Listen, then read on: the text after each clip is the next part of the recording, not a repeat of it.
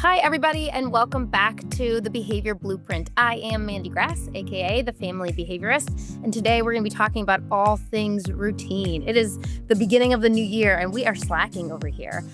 Before I get started, I wanted to say that this podcast exists because parents keep sharing it and leaving reviews. So if you're someone who listens while making coffee, driving your kids to school, driving your kids to and from sports, or hiding in the bathroom for 5 minutes, I'm really glad that you are here. And if this show ever makes you feel less alone, that's how it grows through you. Okay, so let's get started. Hi, I'm Mandy Grass, the Family Behaviorist, and these are 3 of my favorite little humans. Hi, I'm Mom's podcast. Let's do this. Let's do this. This is the Behavior Blueprint where we can figure out why kids do what they do. Is that why parents yell sometimes? Sometimes, because parenthood is messy, behavior is complex, but with the right blueprint, we can figure it out together. Yeah!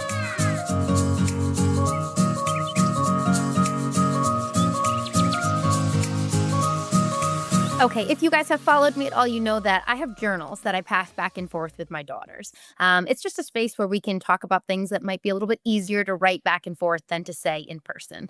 So both Lola, my 9-year-old, and Parker, my 7-year-old, and I have journals. And I was slacking on the journal through the holidays. So in straightening up their rooms the other day, I found the journals and I breathed some life into them. So part of what I like to do in the journals is ask the girls how they're feeling about things. Remember, we moved in August, so I just did a little check-in and asked them how they were feeling about things and told them that I would love to know 2 really great things about our move and 1 thing that was not so great. Lola was so cute. She highlighted it in her journal, the questions I asked her so she could answer. So little turn the question around. Good job, teacher. But the thing that Lola said that we could do better, or the thing that she didn't like that much, was that our mornings are loud and chaotic.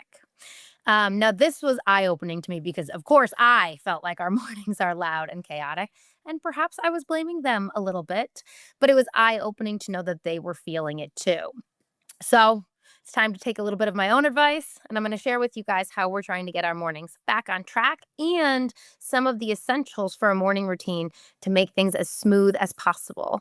Remember, I have 3 of my own children. My partner has 4, so we sometimes have 7 kids to get out the door in the morning, and these routines are essential. So last week, I had recognized that we were having trouble getting back into our routine. This is being recorded in January, so last week was the first week back to school after break. And Monday wasn't so great. And so I said, oh my gosh, we need to pick our outfits out the night before. We can do this. And we did. We picked them out the night before on Tuesday and Wednesday and Thursday. And you know what? It was feeling better. I was riding high. I was like, I got this. I'd made the lunches the night before. I was like, we're good. Friday was a disaster. Friday was an absolute disaster. It was the worst morning it had been in a long time. The type of morning where your kids are going to school and the second they get on the bus, you feel immense guilt. And like all you're doing is waiting for 3:30 to come around so you can apologize for how chaotic the morning was. And not that I ever lose my cool. Of course I do. If I lost my cool that morning. So it was time to make a change.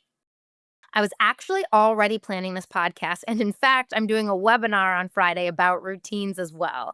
And so I started thinking about what needed to happen. And I knew it was time I took a little bit of my own advice.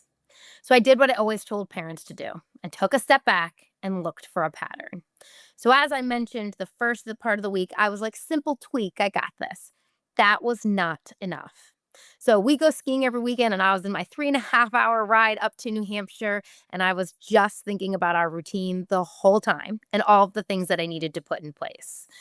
Some of the things that had changed is that they only have 1 alarm in their room. I wasn't doing a great job about getting out of bed myself. I also wasn't doing a great job with the Alexa reminders, and I also wasn't doing a great job prepping myself the night before.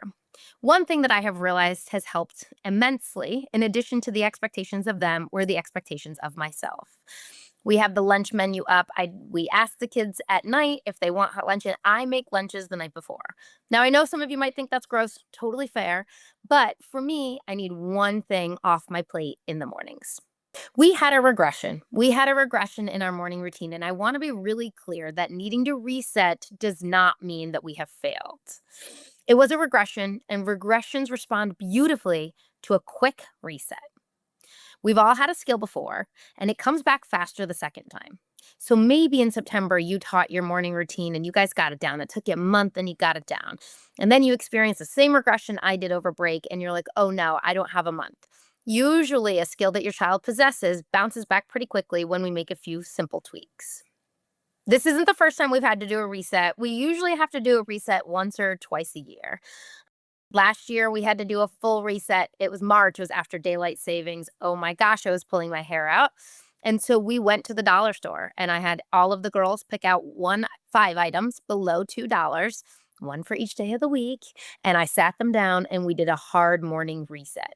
Routines don't just disappear, they need maintenance. I talk a lot about intermittent reinforcement, right? Randomly responding. That's what was happening to our morning routines. I was inconsistent in my expectations of them. They were inconsistent in their follow through. And ultimately, it just kind of fell apart.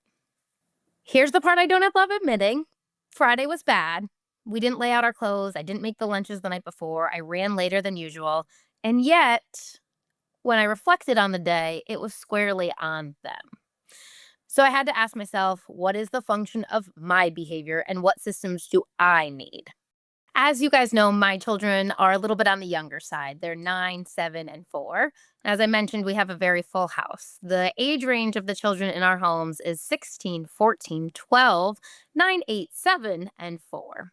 So we have a 16-year-old, and I don't know if you have any experience with waking a 16-year-old up before school, but it can be equally difficult.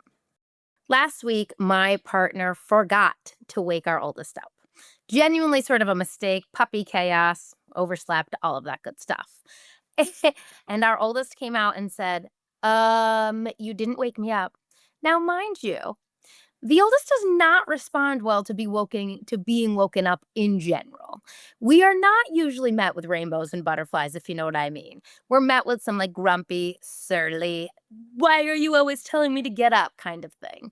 But this morning, there was a big smile on his face and a giggle about like, what are you doing here? And it invited a funny conversation about, you hate when we wake you up and now you're mad we didn't. And our teenager was very funny about it and laughed along. Also, you should know I asked them if I could share this story on the podcast and they agreed.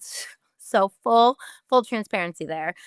The thing is, I don't think that we could have done that proactively. I think if we had tried to sit down with our 16-year-old and say, what can we do to make morning better? I think they would have said, I don't know. It's fine. I don't know. But when we forgot to wake him up, it offered a conversation about, wait a second, I need that. And then him and his dad had a great conversation about 6:20 or 6:25. Should I come in and open the door and come back 10 minutes later? All of that good stuff. When we talk about kids, there are two types of behavior, rule governed and contingency shaped. Rule governed means I say to my kid, you need to be up at 6:30 and they're up at 6:30, no questions asked. That's Marley. That's my youngest. She's on it. Contingency shaped is I don't need you to wake me up. And then you don't wake them up and they're like, oh, wait, I'm just kidding. I need you to wake me up. So sometimes we have to let our kids come in contact with that contingency. Okay, so here's another thing that I realized while planning this episode. I mentioned earlier that this happened on a Friday and we were driving up to New Hampshire to go skiing. And while we were up in New Hampshire, I was reflecting on the mornings in New Hampshire go so much smoother. And we have to get up, get fully dressed, have breakfast, get their ski boots on, their snow pants on, make sure they have their passes. Like there are a lot more steps, arguably, than on a random school day.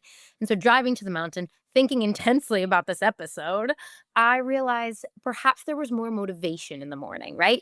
Getting to the ski lift, getting on the slopes was the motivation. I have to tell you, I had all 7 children. We had all 7 children at the mountain for first bell. If you are a skier, you know that that is a big deal. I don't know that I could get all 7 of them out of the house for soccer that easily. So the motivation was there. So it was a good reminder to me that reinforcement matters more than we sometimes want to admit. So while I was talking to my daughters about the things we needed to put in place, we were going to lay the clothes out the night before. I was going to make the lunches the night before. We were going to have 2 Alexa alarms, one to wake up and one as a 5-minute warning. We were going to have our Skylight visual schedule, all of those sort of things. It dawned on me that we needed to start talking about reinforcement. So another wrinkle in the story is I have a picky eater. Our 8-year-old is a very picky eater. So we had started to talk about how to get more protein in the morning to see if that might help with the eating, the moods, all that good stuff. And so we'd started buying this Fairlife chocolate milk. You can imagine how that went with 7 kids. We are like throwing elbows for that chocolate milk. And I had said we can have chocolate milk once a week. In reflecting on this episode, it dawned on me that I said, okay, here's what we're going to do. This is old school. This is what I did about 4 years ago when I did the morning routine with my kids.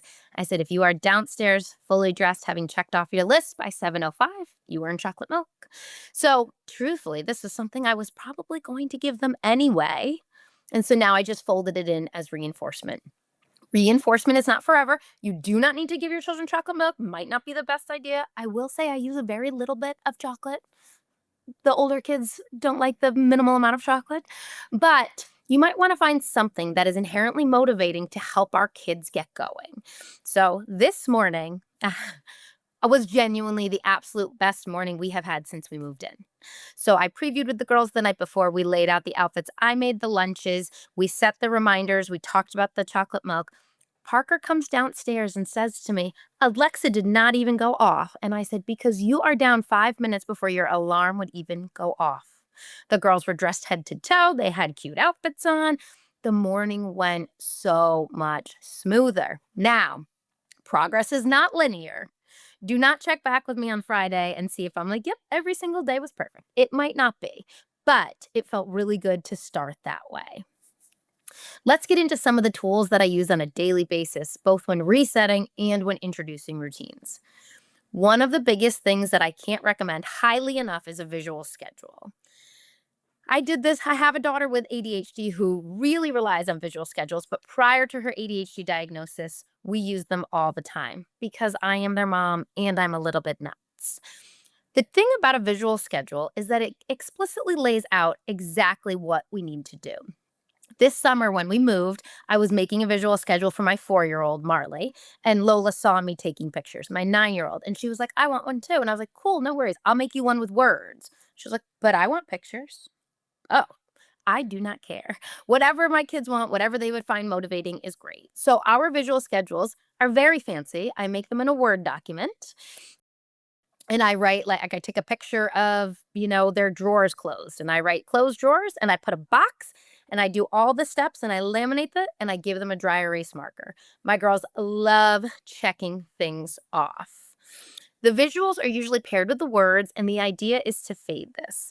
But one of the important things about a visual schedule is that it's teaching a routine. One step leads into the next, leads into the next, leads into the next. The idea isn't necessarily that you need a checklist forever, but it's sort of a checks and balance. It's something to default to. One thing we want to be really mindful about is how much verbal directions we're giving. Verbal prompts, meaning get your backpack, did you brush your teeth, where are your shoes, are the hardest prompts to fade. And our kids can become incredibly reliant on those prompts. So wherever you can take yourself out would be really helpful. For example, a visual schedule. A thing to keep in mind is I try to keep it to 5 steps or less. Of course, there might be more steps at some point. Truthfully, in my home, and I feel a little embarrassed to admit this, we have a lot of visual schedules. I have an upstairs visual schedule for their room. I have a bathroom visual schedule for brushing hair, brushing teeth, rinsing the sink down, failing at that step. I have a downstairs visual schedule for backpacks, lunchbox, water bottle, all of those good things. And then I have one for after school as well. And part of it is chunking their morning, okay? In my room, I need to get up, get dressed, close my drawer, open my shade. In the bathroom, I need to brush my hair, brush my teeth, rinse the sink down, wash my face. When I get downstairs, I need to get my backpack, my water bottle. If I were to put all of those on one list, if I were to be like, here is your morning routine, and it was 20 items long, my 9-year-old would be like, this is too much. And she would probably throw her hands up. We want to make it small, bite-sized, attainable. One other trick I have for you is put something on there that's a give me. So what I mean by that is I make their visual schedule for their room. I'm going to write get up on it. By the time they get up to check it off, they've already checked something off. This is called behavioral momentum. I do it with myself all the time. I will write a to-do list and I will write like write list and drink coffee on it. And I'm like, look at that. 2 of the 9 things already done. It can make things seem less insurmountable and it can get the momentum going in the right direction. We also have a Skylight calendar. I'll be completely honest. I had the Skylight for about 4 months before I started using this feature. And I only started using it because my daughters went to their cousin's house and they were like, Mom, they have a list on their Skylight. So that's embarrassing to admit. My plate was really full this summer with a move. But I started using that. The girls are so motivated by it because it's a screen and they get to click it. And something very cool about the Skylight calendar as well is that you can use emojis. So even my 4-year-old has her list on there. It's a water bottle and it's a picture of a water bottle, a backpack and a picture of a backpack. I personally pair the words and the pictures just to help with language development and all of that good stuff. But the Skylight has been awesome for that feature. Okay. I want to let you know that a visual schedule is not a magic wand. I had a friend once, I helped her, I made a visual schedule, and she called me a week later and was like, he's still not doing it. A visual schedule is a tool. It needs to be taught and it needs to be reinforced. Now, listen, sometimes you can hand a kid a visual schedule and it does work that flawlessly. I will say Lola, especially when I introduce one, is incredibly motivated by the visual schedule. However, that might not be your path with your child. That means we have to think about how we want to teach independence. There's a couple of different ways to do this. There are two methods, though, that I fall back to called chaining. There's something called a forwards chain and a backwards chain. So let's say the 5 steps of the downstairs routine are get your backpack, water bottle, lunchbox, snack, jacket. Okay. If you're like, he only did 3 of the steps, well, then we might need to do 3 steps. We might say, you know what? You do the first step. You go get your backpack all by yourself. You learn chocolate milk, and I'll help you with the rest of the steps. That's called a forward chain. We want them to do the first step independently, and then we're going to help them. Now, we're going to reinforce once they've done that first step independently. The idea here is, okay, great, we got 1 step. Now let's do step 1 and step 2. And we increase the expectation for reinforcement. The other idea is something called a backwards chain. This would be starting at the last step. So let's say the last step was it's jacket, right? So I'm going to go, okay, and we are going to go together and we're going to get our backpack and our lunchbox and our water bottle and our snack. And the last one, I'm going to point to it. I'm going to use no verbals and they're going to go pick up their jacket. I love the way you did that independently. Same idea as the forward chain. We're then going to back it up and we're going to let them do the last 2 steps. I want you to hear that we need to talk about reinforcement. Chocolate milk in my home. Feel free to judge. It does not need to be food in your home. But what are we going to do to teach this routine? We need to reinforce using the visual schedule, attending to the visual schedule, and completing the routine. So think about what that might look like in your home and make your kids part of the conversation. I had to do this with Marley with teaching a routine. So we started off working on her staying in her room, and then we incrementally added more things on. If I had given her a list of all the things I needed to do, she might not have been able to do that for a few reasons. One, I'm not sure she possessed the skills, her level of independence, her age, but I taught 1 step at a time. So I taught her staying in her room. Then I said, stay in your room and take your jammies off. Stay in your room, take your jammies off, put your pants on, that sort of thing. Incrementally increase our expectations. So if you're starting off with a routine, it might mean you didn't have one before and it's January and you're pulling your head out and you're like, we need a routine now. Think about how you want to teach it. Talk to your kids about how you want to teach it and pair it with a visual schedule. The next thing that I love in my home is Alexa. Some people use Google Home. Some people hate Alexa. And listen, I totally understand that. But she is my co-parent. I have to tell you, she is so helpful. Somebody once wrote on one of my Instagram comments, aren't you making your kids reliant on Alexa? And here's the thing, a robot is far more reliable than I am. Meaning I have a set reminder every single day that goes off and says, good morning, girls. I have another one that goes off that says, you need to be downstairs in 5 minutes. I have another one that goes off and says, good morning, Lola. You need to take your medication.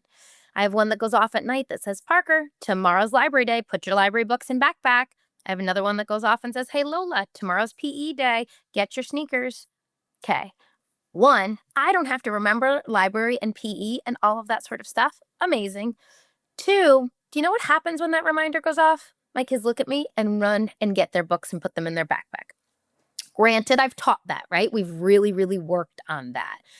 You have to be mindful that you are pairing Alexa with reinforcement because if they tune Alexa out, that can be really tricky. So maybe start off with 1 or 2 things that might be highly preferable.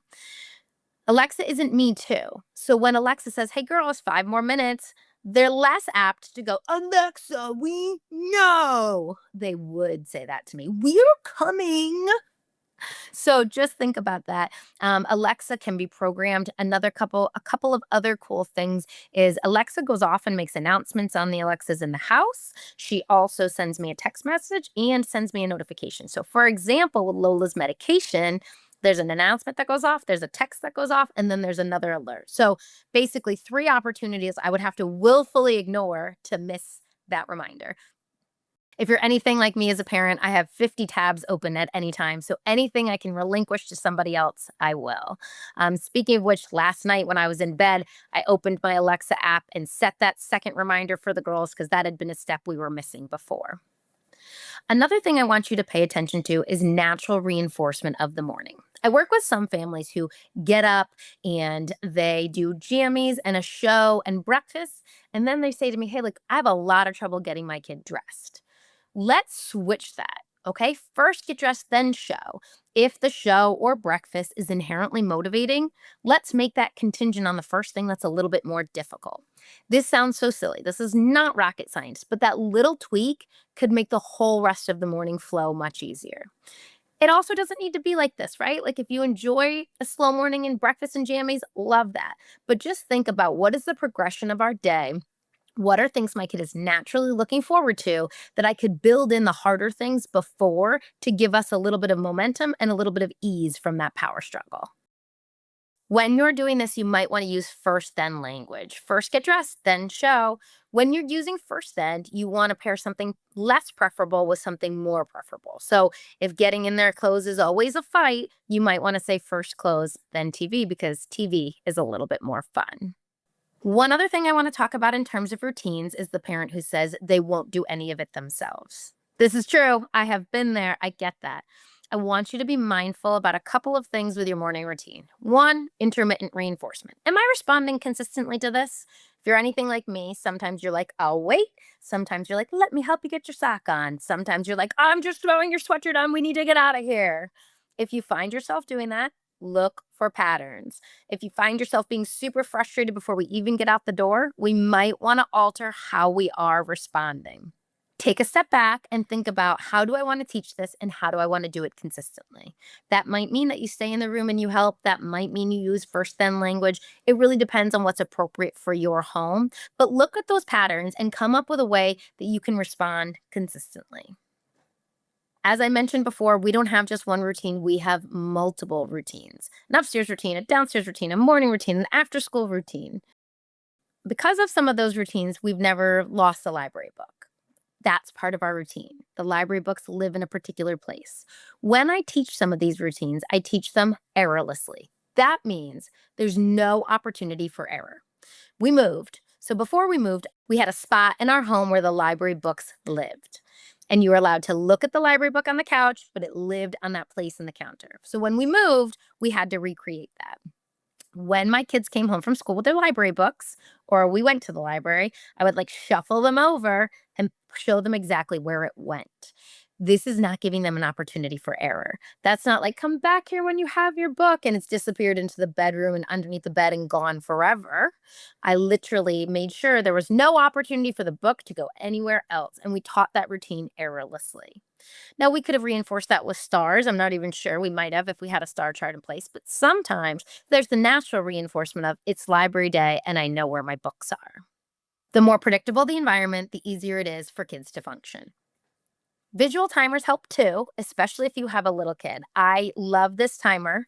I'll show you it if you're watching this medium. If not, you can check it out online in the App Store. It's called Visual Countdown Timer. It's free. If it was not free and I made 10%, I'd be 100 there. But it's a great app. I use it at work constantly. I use it with my own children. I use it with kids of a variety of ages because it makes timers a little bit more fun. But anyway, this is what it looks like. It's a circle and it creates an image. And so the fun thing about this is that your kid is learning a sense of time, especially if they're a littler child, because it's teaching them when the full image appears, the timer's done. So that can also be really helpful. Okay, morning routine question. How do I bring joy to the morning routine? Time is limited and kids don't, and they struggle and they fight. Okay.